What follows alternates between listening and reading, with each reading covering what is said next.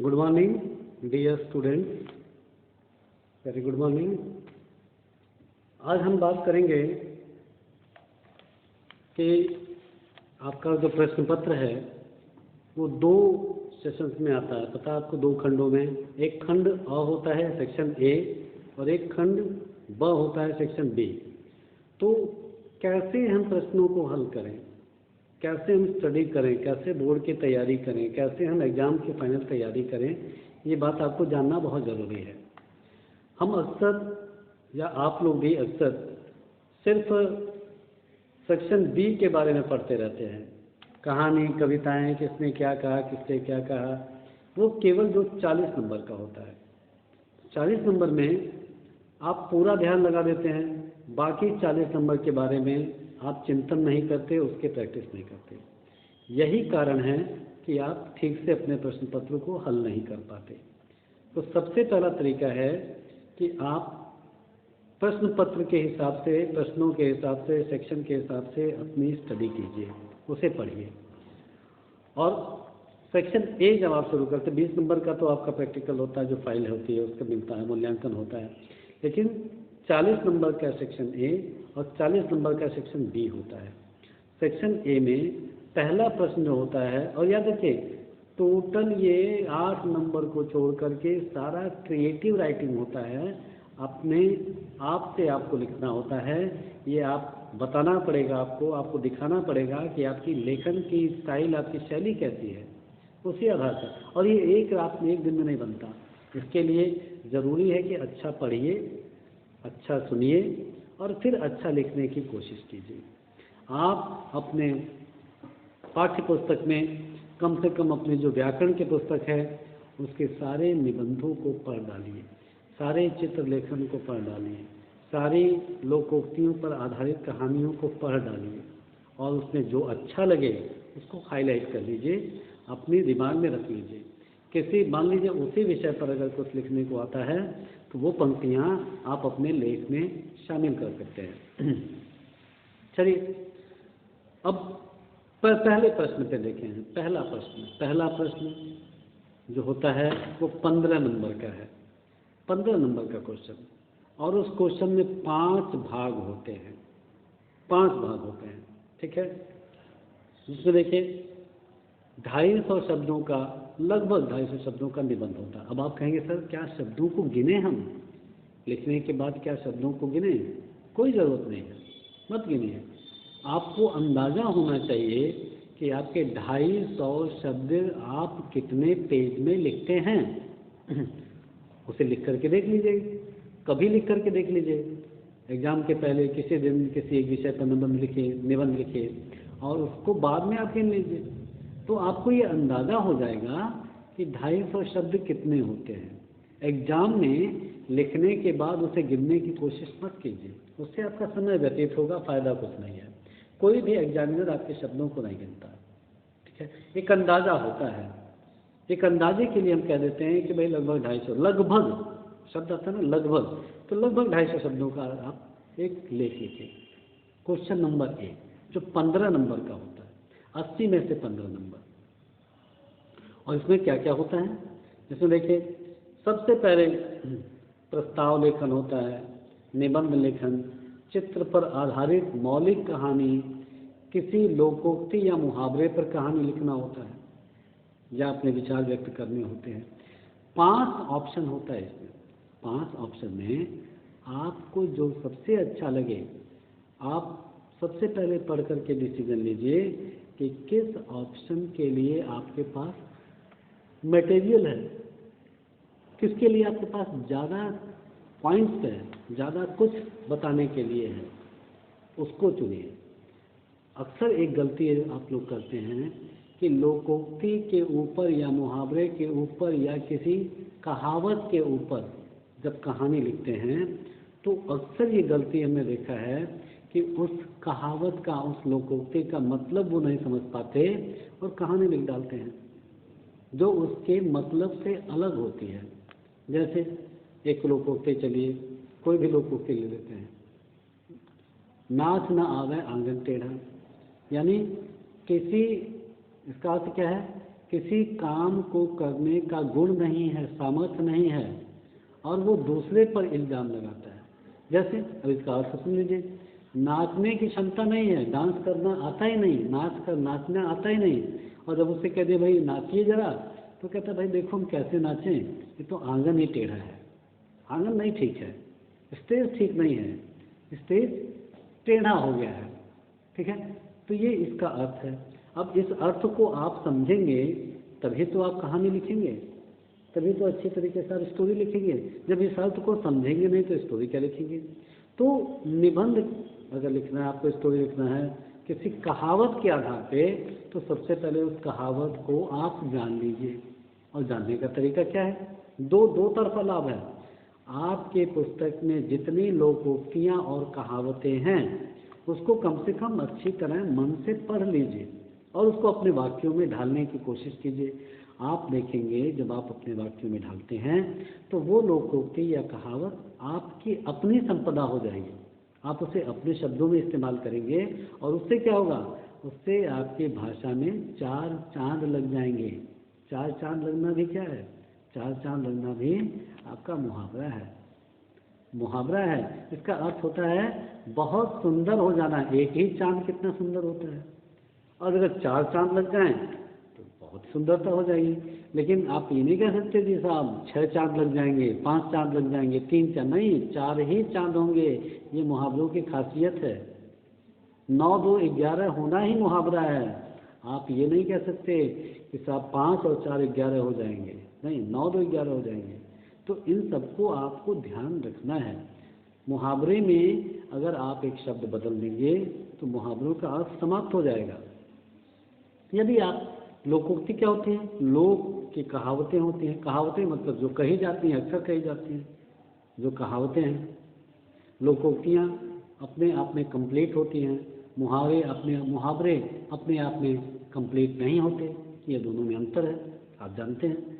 तो मेरा अभी पहले प्रश्न पर हम डिस्कशन कर रहे हैं। पहला प्रश्न में कोई प्रस्ताव हो सकता है, ठीक है, कोई भी प्रस्ताव हो सकता है।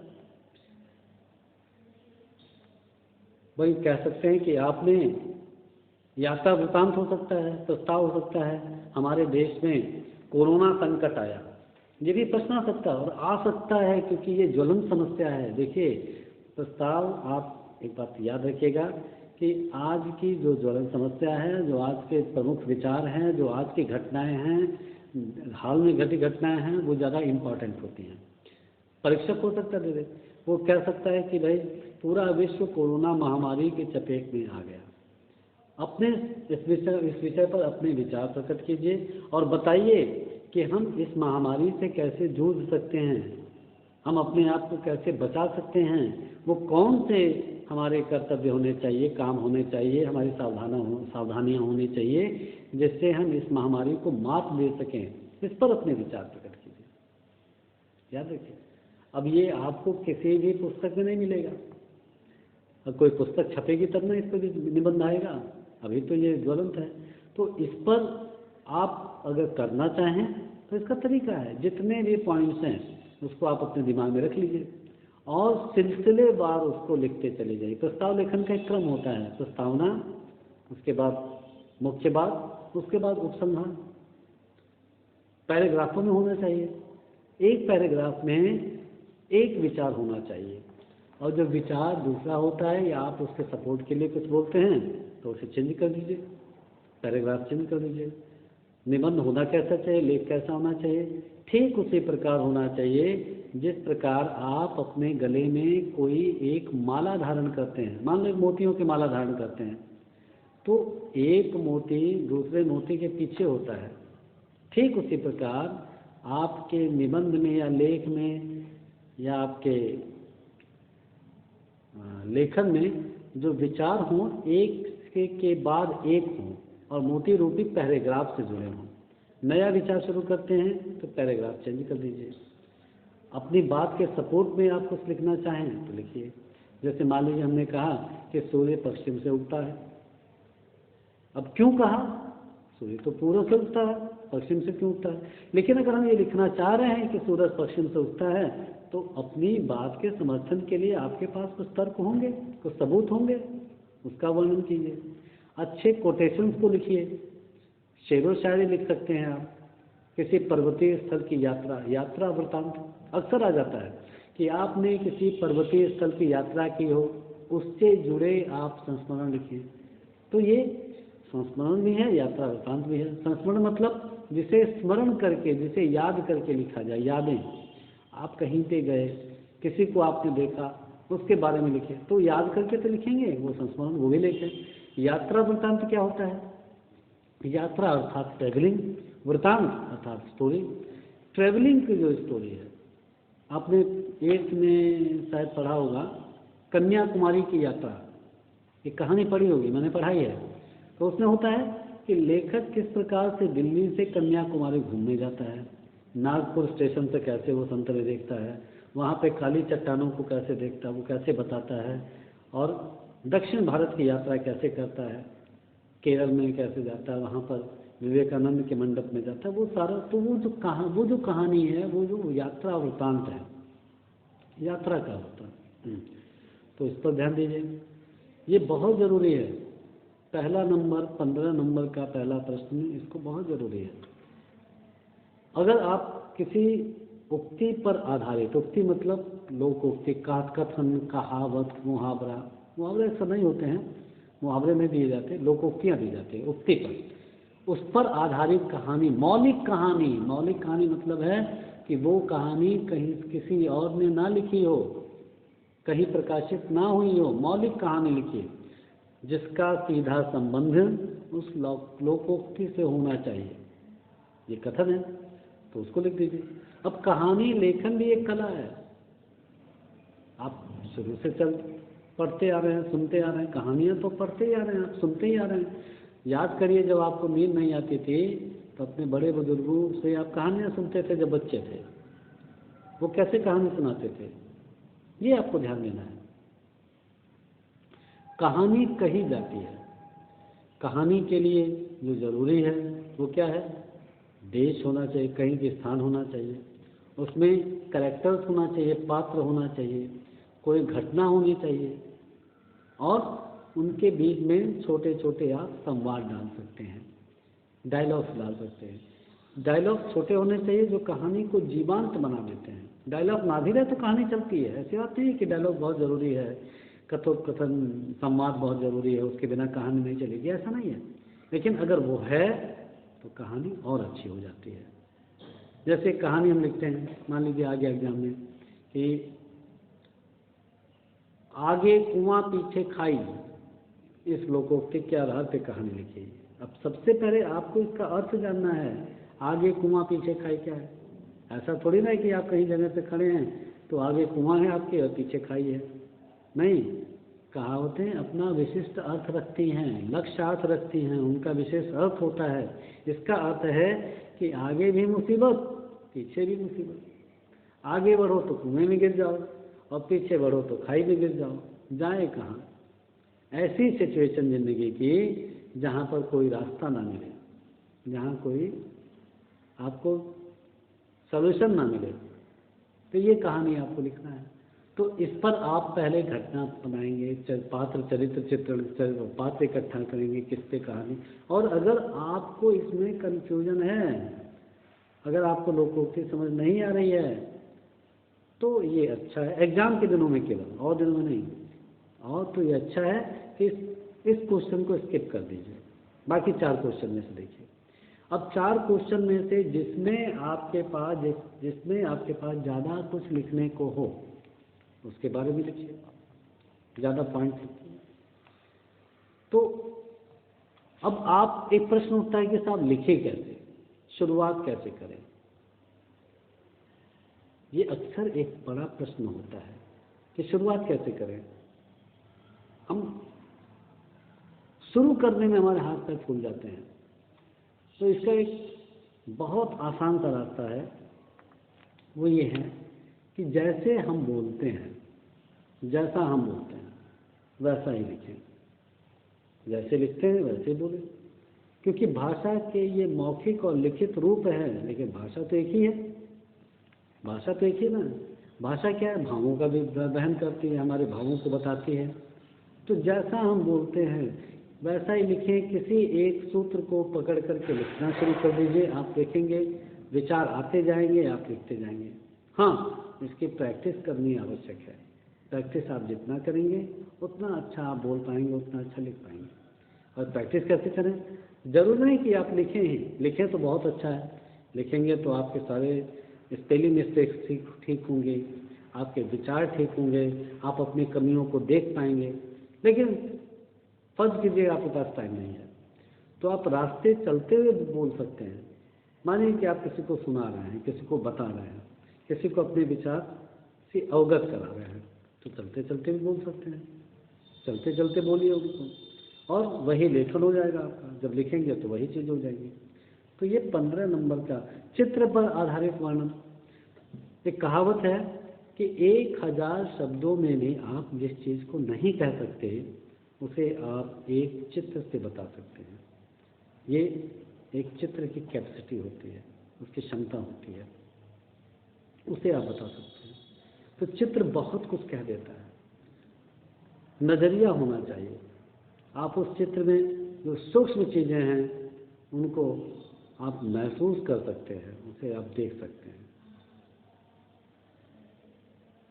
जो बात हम 1000 शब्दों में नहीं कह सकते वो एक चित्र बता देता है।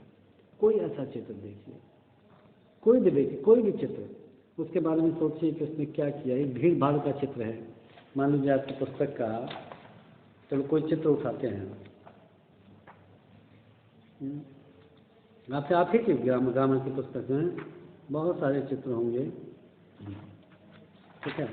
तो उसका आप कोई भी एक चित्र देखिए, ये चित्र है आपको मान लीजिए, ठीक है। अब ये चित्र क्या कहता है, इसे ध्यान से देखिए। पेज नंबर बता देता हूँ, 113।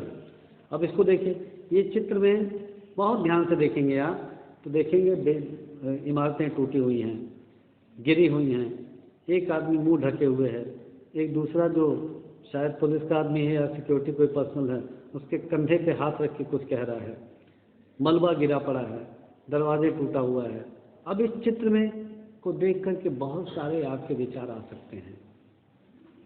सूक्ष्म से देखिए, ध्यान से देखिए, और चित्र क्या कहता है, ये क्यों हुआ होगा, ये क्या है, पहला आदमी दूसरे आदमी से क्या कह रहा है। अलग अलग लोगों के मन में अलग अलग विचार आएंगे, एक साथ विचार नहीं आ सकते। अब इन्हीं विचारों को आपको प्रस्तुत करना है। अब ये आपकी पुस्तक भी लिखा है, देखो, प्रस्तुत चित्र का सीधा संबंध प्राकृतिक विनाश से है। भूकंप के कारण विनाश। अब क्यों विनाश आया है? भूकंप के कारण। प्राकृतिक विनाश है, इमारतें टूटी हुई हैं, सब अस्त व्यस्त है। और ये आदमी जो हो सकता है कि उससे कह रहा हो कि देखो वहाँ पे कोई फंसा हुआ है, उसके नीचे कोई दबा हुआ है, सबसे पहले हमारा काम उसको बचाना है, चलो जल्दी करो, चलो, जो हो गया बर्बाद हो गया। लेकिन मनुष्य की जान सबसे कीमती है, उसे बचाना है। कैसे बचाना है ये भी है। और ऐसी आपदाएं आए तो हमारा नुकसान ना हो या कम से कम नुकसान हो, इसके लिए क्या करना है, गवर्नमेंट इसके लिए क्या कर रही है, कौन सी टेक्नोलॉजी है, हमारे आविष्कार कौन कौन से हैं कि इस विनाश को रोक सकते हैं। क्या ऐसी कोई टेक्नोलॉजी है जो भूकंप आने के कुछ देर पहले बता दें लोग? और जो भूकंप में ज़्यादा खतरनाक जगहें हैं उसमें लोग क्या क्या सावधानी बरतें, मकान कैसे बने, भूकंप रोधी मकान बने, बिजली के तारों की क्या व्यवस्था है कि भूकंप आता तो सबसे पहले दुर्घटनाएं आग लगने की होती हैं। तो इससे बचा कैसे जाए, अगर आपको नॉलेज है तो वो भी बताइए। ये चित्र बहुत कुछ कहता है। ये चित्र वर्णन हो गया। लोकोक्ति कहानियों पे वर्णन है। कहानी कहने में आप खुद ही ब्रह्मा होते हैं, कहानी का निर्माण करते हैं। कहानी को आप सुख से अंत कर सकते हैं या दुख से अंत कर सकते हैं। कहानी का अंत कैसे हो?